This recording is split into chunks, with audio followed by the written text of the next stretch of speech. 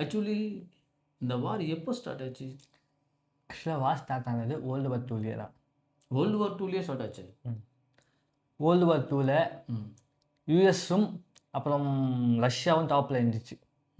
ஆனால் அப்போதைக்கு இவங்க கார்ப்பரேட் கம்பெனிகள்லாம் யூஎஸில் இருக்கிறவங்க ஈரான்லேயும் ஈராக்லேயும் ஆப்கானிஸ்தான்லேயும் க்ரூட் ஆயிலில் சர்ச் பண்ணியிருக்காங்க, கண்டுபிடிச்சிருக்காங்க. கண்டுபிடிச்சி எக்ஸ்போர்ட்டும் பண்ணியிருக்காங்க. பண்ணியிருக்கும்போது ராயல்ட்டியை மட்டும்தான் ஈரான் மக்கள்கிட்டையும் ஆப்கானிஸ்தான்கிட்டையும் ஈராக்லையும் கொடுத்துருக்காங்க. ராயல்ட்டினா ஒரு குத்து மதிப்பாக ஒரு 100ல் 10 ரூபா வச்சுக்கோங்க. 90 ரூபா கார்ப்பரேட் கம்பெனி வாங்கிட்டு போயிடுச்சு. 10 ரூபா மட்டும் இவங்ககிட்ட கொடுத்துட்டு ராயல் கம்பெனி, அதாவது இந்த ராயல் இருக்கிற ஃபேமிலிஸ் இருக்கும்ல, அவங்க மட்டும்தான் நல்லா லக்ஸரியாக நல்லா பந்தாவாக வாழ்ந்தானுங்க. மக்களுக்கு பசியும் பஞ்சமும் தான் இருந்தது. அப்போ தான் நான் பார்த்த வரைக்கும் ஒசாமா பின் லாடன் வந்துட்டு, ஒசாமா பின் லாடன் முன்னாடி சொன்னால் ஒசாமா பின் லாடன் முன்னாடியே 2-3 மக்களே கவர்மெண்ட்டுக்கு ஆப்போசிட்டாக போய் ஆட்சியை கவுட்டு புது அரசனை கொண்டு வந்தாங்க. கொண்டு வந்து அவன் என்ன பண்ணான், யூஎஸுக்கு எதிராக போயிட்டு கட் பண்ணதில் கார்ப்பரேட் கம்பெனிக்கு கோவம் வந்துச்சு. அது எப்படி எங்களுக்கு கேட்காம நீ பண்ணுவேன்னு ஒரு புள்ளிங்க கோவம் வந்தது. என்ன பண்ணான், ஏதோ ஒன்று பண்ணி அந்த அரசனை கொண்டுட்டானுங்க. கொண்டதுக்கப்புறம் திரும்பவும் இன்னொரு அரசனை வந்துட்டு திரும்பவும் அந்த ஆட்சி நாசமாக போன மாதிரி தான் இருந்தது. அதுக்கப்புறம் ஒசாமா பின் லாடன் வந்தான். அவன் என்னதான் டெரரிஸ்டாக இருந்தாலும் அப்போதைக்கு அவங்க மக்களுக்கு அவன் ஆக்சுவலாக ஆப்கானிஸ்தானில் படித்தானா, நியூஸில் ஆப்கானிஸ்தான் படிச்சிருந்தான். அப்போதைக்கு அவன் யோசித்த மென்டாலிட்டி என்னென்னா, இது எங்கள் நாட்டு ஆயிலுக்கு எங்களுக்கு உரிமை அதிகமாக வேணும் சொல்லி பண்ணதில்லை. எப்படி இருந்தாலும் யூஎஸில் ஒபாமா அவ்வளோ நல்லவன்லாம் கிடையாது. அவன் தான் மக்கள், அதாவது இங்கே ஈரான்லேயும் ஈராக்லேயும் எப்படி ஒசாமா பின் லாடன் அங்கே டெரரிஸ்ட் இருந்தானோ, ஒசாமா பின் லாடன் இந்த நாட்டுக்கு நல்லா பண்ணியிருக்கான். அவங்க நாட்டுக்கு அவங்க எதிர்பார்க்கணுமா பார்த்துருக்கான். அதே மாதிரி ஒபாமா யூஎஸ்க்கு நல்லவன் தான், யூஎஸ்க்கு அவன் பார்க்கலாம். ஆனால் ஆப்போசிட்டாக பார்க்கும்போது 2 பேரும் தேவை வரைக்கும். ஒபாமா ஈரானுக்கும் டெரரிஸ்ட் மாதிரி, ஒசாமா பின் லாடன் யூஎஸ்க்கு டெரரிஸ்ட் மாதிரி, சுற்றி இருக்கிற நாடுகள் டெரரிஸ்ட் மாதிரி தான் ப்ரொஜெக்ட் பண்ணியிருக்காங்க. ஆனால் யூஎஸ் ஆச்சு, யூஎஸில் இப்போ தம்பு பண்ணுற அத்துவத்துக்கு அவன் எதுவும் பண்ண மாட்டாங்க. ஒபாமா மட்டும் எதுவும் பண்ணியிருப்பாங்களா? அதனால் சின்ன நாடு டார்கெட் பண்ணிவிட்டு ஒசாமா பின் லாடனை எப்படி டெரரிஸ்ட்டை முத்திரை கூட்டி கொண்டானுங்க. அதுக்கப்புறமாவும் திரும்பவும் இந்த கார்ப்பரேட் கம்பெனி வந்துட்டு இந்த ஆயில் வந்துட்டு அவங்க கண்ட்ரோலில் போயிட்டு அந்த மாதிரி இருந்தது. அதுக்கப்புறம் அந்த ஒரு கொஞ்சமாக அப்படி இப்படி வாக்குவாதம் போயிட்டு கொஞ்சமாக வாரம் இல்லாமல் வாக்குவாதம் முடிச்சுட்டாங்க. இப்போ ரீசெண்டாக என்னாச்சுன்னா, யுரேனியம் என்ரிச்மெண்ட் பண்ணுற பிளானில் ஈரான் இறங்குனது யூஎஸுக்கு பிடிக்கல, இஸ்ரேலுக்கும் பிடிக்கல. ஏன்னா யுரேனியம் என்ரிச்மெண்ட் பண்ணாங்கன்னா அவன் அணுவாயுதம் தயாரிச்சிடுவான்னு சொல்லி அவங்க பயப்படுறாங்க. ஆக்சுவலாக அணுவாயுதம் ஈரான் தயாரிக்கவே இல்லை. அவன் அப்போ சொல்லிட்டான், ஈரான் தயாரிச்சது யுரேனியம் என்ரிச் பண்ணிவிட்டு அவங்க பிளான்ஸுக்கு நாட்டு டெவலப்மெண்ட் பண்ணுறதுக்கு மட்டும்தான் யுரேனியம் என்ரிச்மெண்ட் பண்ணுறான். அதை ஓப்பனாக சொல்கிறான், எங்கள் நாட்டுக்காக நாங்கள் பண்ணுறோம், எங்களுக்கு அந்த அணுவாயுதம் மேலே ஒரு இன்ட்ரெஸ்ட்டும் கிடையாது சொல்லிட்டான். ஆனால் ட்ரம்ப்பு இஸ்ரேல் என்ன சொல்கிறான்னா, இல்லை உங்ககிட்ட யுரேனியம் என்ரிச்மெண்ட் பண்ணி வச்சுருந்தேன்னா நீ நாடு அழிச்சிடுவேன், நாளை நாசம் பண்ணுவேன், அதனால் நீ பண்ணக்கூடாதுன்னு சொல்லி தான் இப்போ வார ஸ்டார்ட் ஆச்சு. அதாவது இத்தனை நாள் வந்துட்டு வேர்ல்டு வார் லைட்டாக இவ்வளோ பேச்சுவார்த்தையிலையும் அதுலாம் போயிட்டு இருந்துச்சு. இப்போ பிக்கப் பண்ணுற காரணம் என்னென்னா, மொதல் மிஸ்டேக் இப்போ பிக்கப் ஆச்சு, ட்ரம்ப்பு பதவிக்கு ஏறினது. அது உலகத்துக்கு தெரியும், நான் சொல்லி உலகத்துக்கும் தெரியும், ட்ரம்ப்பு பதவிக்கு ஏறினது தான் பெரிய வார் ஸ்டார்ட் ஆச்சு. வாயை முத்து இருக்காமல், கை சும்மா இருக்காமல், பதவியில் இருந்தால் சொல்லி ஓவராக பெண்டா காட்டி நான் அது பண்ணுறேன், இந்தியாவுக்கு பாகிஸ்தானில் வாழை முடிச்சு வச்சேன், இப்போ நான் இதே வாழை முடிச்சு வச்சேன்னு சொல்லி சொன்னதுனால மக்கள் தேவையில்லாமல் நேற்று அரசனை உட்கார வச்சிட்டானுங்க. அவன் வாழை முடிச்சு வைப்பான்னு சொல்லி உட்கார வச்சதில்ல, இப்போ அவன் ஸ்டார்ட் பண்ணிட்டான். சொல்லப்போனால் வாழை சைலண்டாக இருந்தது. இந்த இஸ்ரேலுக்கும் ஈரானுக்கும் சின்ன வாழை அப்படின்னு சைலண்டாக இருந்தது. அது ரஷ்யாவும் கொஞ்சம் இதுவாக இருந்துச்சு. இப்போ என்னாச்சுன்னா, ரஷ்யன், இஸ்ரேல், ஈரான் அந்த சண்டையில் ஷிஃப்ட் ஆகி ரஷ்யாவை ஃபுல்லாக மறந்துட்டு ஈரான், யூஎஸ்ஏ அப்படி இருந்துச்சு. இப்போ இஸ்ரேலும் ஈரானும் ஃபஸ்ட்டு இருந்துச்சு. ஆனால் இஸ்ரேலும் ஈரானும் கட் ஆகிட்டு ஈரானும் யூஎஸ்ஏவை மாறிடுச்சு. ரஷ்யாவிலேருந்து இஸ்ரேல்லேருந்து யூஎஸ்க்கு போயிருக்கு. ஒவ்வொன்றும் ஷிஃப்ட் ஆகிட்டு வார். ஃபஸ்ட்டு இருந்தது ரஷ்யா தான். ரஷ்யாவுக்கும் இஸ்ரேலுக்கும் போட்டி வந்துச்சு. அவங்க அடிக்க இஸ்ரேல் வந்து நாள் ஆச்சு.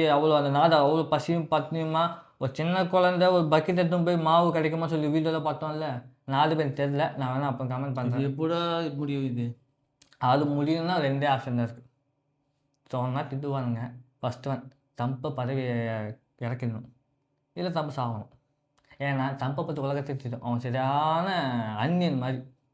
அன்னியனாச்சும் பரவாயில்ல, டிரான்சாக்ஷனாக தெரிஞ்சிடும். இவன் டிரான்சாக்ஷன் இவனுக்கே தெரியாது. இது மூலமாக அது இப்போ இந்த வார் ஷிஃப்ட் ஆச்சுனால இப்போது ஈரானுக்கும் இஸ்ரேலுக்கு இருந்த வார் ஈரானுக்கும் யூஎஸ்க்கு ஷிஃப்ட் ஆயிடுச்சு.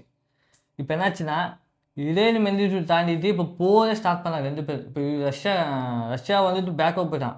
அவனும் இஸ்ரேலும் தான் போர்லே மெயின் ஆளுங்க.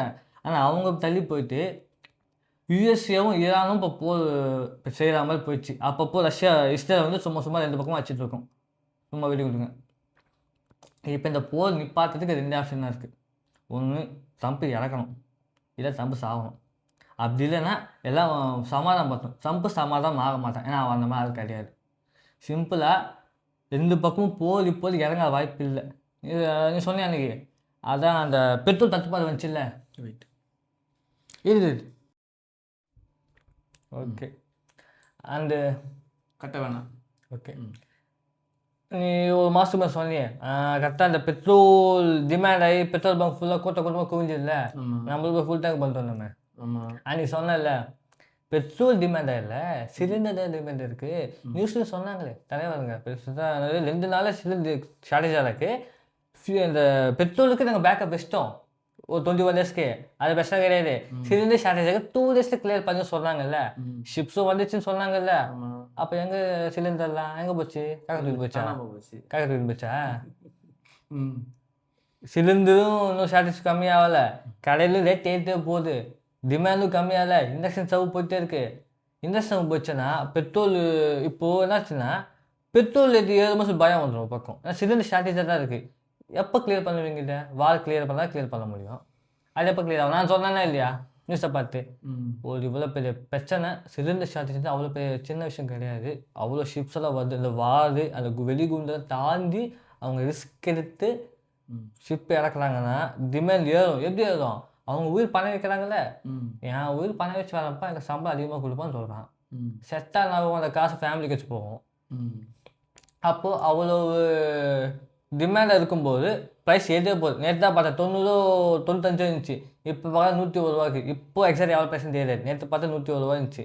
இப்போ ஏதே போகும். அப்போ அந்த டிமாண்ட் இருக்குமே, ஏறும், கண்டிப்பாக ஏறும். சொல்லாத ஈரானே ஓப்பன் சொல்கிறான். நாங்கள் அடிக்கு கச்சா எண்ணெய் குளூர் ஆயில் 120 ரூபா தாண்டி 150 180 போனால் கூட ஆச்சரியப்படுறதுக்கு கிடையாதுன்னு சொல்லிட்டாங்க ஓப்பனாக. அப்போ அந்த அளவுக்கு ஈரான் காண்டில் இருக்கான். யூஎஸ்காரன் அந்த ரஷ்யாக்காரன் அந்த ட்ரம்ப்பு பைத்தியக்காரனாக இருக்கான்.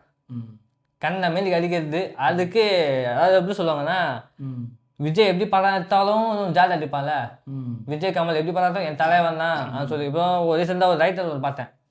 ரைட்டர் தான் எழுதுறவர் ஜனநாயகம் ரிலீஸ் ஆகல முன்னாடி ஜனநாயகத்தை பற்றி பில்டப்பாக பேசினாரு. ஜனநாயகம் ரிலீஸ் ஆகலை, பேன் பண்ணுறானுங்க, பழசட்டை கழுவி ஊற்றினானுங்க. அப்போது துரந்தர் மேலே தாவிட்டார். துரந்தர் கூட தாவிட்டார். நான் சொன்னேன், ஏன்னா விஜய் தலைமை தூக்கி வச்சு கொண்டாடுனீங்கல்ல, இப்போ இது விஜய் இறக்குனீங்கன்னு சொன்னேன். அந்த மாதிரி தான் இஸ்ரேல் இப்போ பண்ணுது.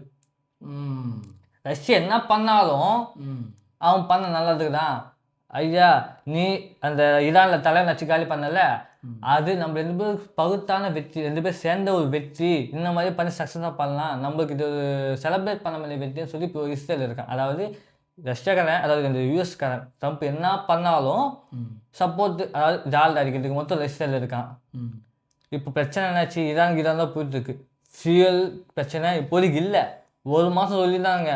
சிலிண்டர் பிரச்சனையை தீர்க்க முடியாது. அவங்க ஃபியூல் பேக்கப் இருக்குன்னு சொன்னாலும் நெக்ஸ்ட்டு பிரச்சனை வந்தால் தீர்ப்பாங்கன்னு சொல்லி நிச்சயமாக எதுவும் சொல்ல முடியாது, தெரியாது யாருக்கும். ஸோ இப்போதைக்கு பிரச்சனை குறைய வாய்ப்பு இல்லை. நான் சொன்ன மாதிரி 2 ஆப்ஷன் தான் இருக்குது. ஒன்று, அவன்கிட்ட பதவி இறக்கணும், போட்டு இறக்கிட்டு இப்போ ஜோ பைடன் இருக்கான். ஜோ பைடன் இருக்கும்போது போல் லைட்டாக தான் போயிட்டு இருந்துச்சு, ரொம்ப எஃபெக்ட் இல்லை. போல் இருந்துச்சு ஜோ பைடன் இருக்கும்போது, இல்லைன்னு சொல்ல வரல. போல் பண்ணி தான் இருந்தான். ஏதோ ஒரு நாட்டு மேலே போல் வச்சுட்டு அதை கண்ட்ரோல் பண்ண அவ்வளோ அச்சா இல்லை போல் வச்சு ஜோ பைடனு. ஆனால் அப்போ ரொம்ப எஃபெக்டிவாக உலக நாடுகளுக்குள்ளே ரொம்ப எஃபெக்டிவாக கச்சான ரேட் எழுப்பி எதுவும் ஆகலைல்ல. அவன் ஏதோ நாட்டை பார்த்துட்டு இருந்தான். ஆனால் இப்போ ட்ரம்ப் என்ன பண்ணுறான்? ஓப்பனாக பீத்திக்கிறான். அன்றைக்கும் நியூஸை பார்த்தேன், நம்ம சொன்னல, ஏதோ ஒரு கப்பல் வந்து அவங்க நாட்டுக்குள்ளே வந்ததுக்கு நியூஸ் பேப்பர் சொல்லியிருக்கான். அவங்கள வான் பண்ணி அமைச்சிருக்கிறாம சொன்னாக்கா, நான் கேப்டன்கிட்ட கேட்டேன், வான் பண்ணி அமைச்சாக்கா அது இன்ட்ரெஸ்டாக இருக்காது, அது குண்டை போட்டு வெடிக்க வச்சது முழுதை பார்க்கும்போது இன்ட்ரெஸ்டாக இருந்துச்சு கேப்டன் சொன்னார். நாங்கள் அதை மாதிரி பண்ண ஒரு ட்ரம்ப்பு, ஒரு பிரசிடென்ட்டு, அவ்வளோ பெரிய நாட்டுக்கு பிரசிடென்ட் சொல்கிற பேச்சாது. இப்போ என்ன சொல்கிறாங்கன்னா என்னதான் ரஷ்யா யூஎஸ்காரன் டவுன்னு சொல்லி ரஷ்யாவும் சைனாவும் கொரியாவும் இதான் சப்போர்ட் பண்ணிட்டு டவுன் ஆனாலும் இன்னும் டாலர் பேஸ் கம்மியாகலை. சரி, அது நாடோட பிரச்சனை, நாடு நல்லா தான் இருக்குது, லீடர் தானே பிரச்சனை. இவ்வளோ பண்ணியும் லீடருக்கு எல்லாம் சப்போர்ட் பண்ணலடா. அட்லீஸ்ட் அவன் ஏதாவது பண்ணி இறக்கலாம்ல, அதனால ஏதாவது பண்ணலாம்ல, எதுவுமே பண்ணாமல் சும்மா தான் இருக்கானுங்க.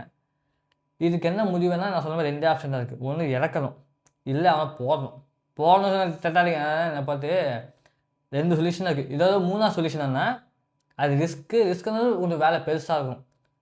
புட்டினும் சேர்ந்து, சைனாவோட பிரசிடென்ட்டும் சேர்ந்து, அப்புறம் இந்த கொரியாவும் சேர்ந்து, நம்ம இந்திய பிரசிடென்ட்டும் சேர்ந்து, எல்லாம் சேர்ந்து அவங்க பயங்கரமாக ப்ரெஷர், உலக நாடு ஃபுல்லாக அவங்க ப்ரெஷர் பயங்கரமாக கொடுக்கணும். அப்படி இல்லைன்னா இந்தியாவில் சொல்கிற போனால் இப்போ சிலிண்டர் தட்டுப்பாடு இருக்குது. அம்மா ஒருத்தில் காலையில் போனோம் அம்மா ஒருத்தில் சாப்பாடு இருந்துச்சு, ஓகே. அவங்கள்ட்ட கேட்டோம் இருக்குமா அப்போ மாதம் ஃபுல்லான்னு சொல்லி. தெரியலப்பா, நிறைய கஷ்டப்பட்டு வாங்கி வந்துருக்கோம், அதுக்கு இருக்குன்னு சொன்னாங்க. அப்போது அம்மா ஒருத்தில் கன்ஃபார்மாக இருக்குன்னு சொல்லி டிமாண்ட், அதாவது கேரண்டி கிடையாது. அப்போது ஹோட்டலுக்கு போனால் ப்ரைஸு 70 ரூபா இந்த குஷ்கா சாப்பாடு 80 ஆச்சு. நேற்று போனால் 90 தான். இன்றைக்கி போனால் 100 சொல்லுவான்னு தெரியாது, நாளைக்கு 110 120 130 சொல்லி அடிக்கிட்டே போயிடுவான். ஆனால் சில ரெஸ்டாரண்ட்டில் ரேட்டு கம்மி ஆகலை, ஆனால் ரெஸ்டாரண்ட் எந்த அளவுக்கு வச்சுப்பான்னு தெரியாது. ஸோ கடையில் ப்ரைஸ் ஏறிட்டே போதும் போது ஒரு கஷ்டப்பட்டு அம்மா வீட்டில் மூட்டாங்கன்னா மிடில் கிளாஸில் எப்படி சாப்பிடுவாங்க? கோவிட் அன்றைக்காச்சு அம்மா வீட்டில் இருந்தது தப்பிச்சாங்க, அம்மா இருந்துச்சுனால தப்பிச்சாங்க. அம்மா வீட்டில் ஓப்பன் இருந்துச்சு, இப்போது அம்மா வீட்டில் ஓப்பனில் க்ளோஸ் பண்ணுறானுங்க. என்னாச்சு? ஓகே, இப்போதைக்கு சொல்யூஷன் சிம்பிளாக சொல்லிடுறேன். இப்போதைக்கு சாப்பாடு தட்டுப்பாடு இருந்துச்சுன்னா ரொம்ப கஷ்டமானோம். சொல்லப்போனால் ஜெனசைட் போக வாய்ப்பு இருக்குது, எல்லாம் பசியில் செத்துடுவாங்க. இப்போதைக்கு சிம்பிளாக செஞ்ச சொல்யூஷன் தான். ஒன்று, ட்ரம்ப்பை பதவி இறக்கிடணும், பதவி இறக்கி வேலை யாரணும், இல்லைன்னா அவனை கன்வின்ஸ் பண்ணிடணும். இதெல்லாம் பண்ணுற வரைக்கும் போது நிற்காது. இன்னொன்று, சேனலில் அவர் சொன்னார், அவர் இப்போ ஃபேமஸாக இருக்கார், வேணா நான் டிஸ்கிரிப்ஷனில் பேரை போடுறேன். அவர் தான் சொன்னாங்க, நம்ம திரும்ப ட்ரம்ப் பதவிக்கு ஏறுவார், போர் ஸ்டார்ட் பண்ணுவார், ஆனால் போர் பயங்கரமாக இன்டென்ஸாக போகும் தான் சொல்லியிருந்தார் அவர். அது நெட்லேயே இருக்குது, நீங்களும் பார்த்துக்கோங்க. நான் வேணால் அந்த அவரோட பேரை டிஸ்கிரிப்ஷனில் போடுறேன், தெரிஞ்சுக்கோங்க. That's all video guys. இந்த வீடியோ உங்களுக்கு பிடிச்சிருந்தா லைக் பண்ணுங்கள், சப்ஸ்கிரைப் பண்ணுங்கள், ஃப்ரெண்ட்ஸ் கூட ஷேர் பண்ணுங்கள். வீடியோவில் மிஸ்டேக்ஸ் இருந்தால் கமெண்ட் பண்ணுங்கள், நெக்ஸ்ட் வீடியோவில் நான் சரி பண்ணிக்கிறேன். That's all.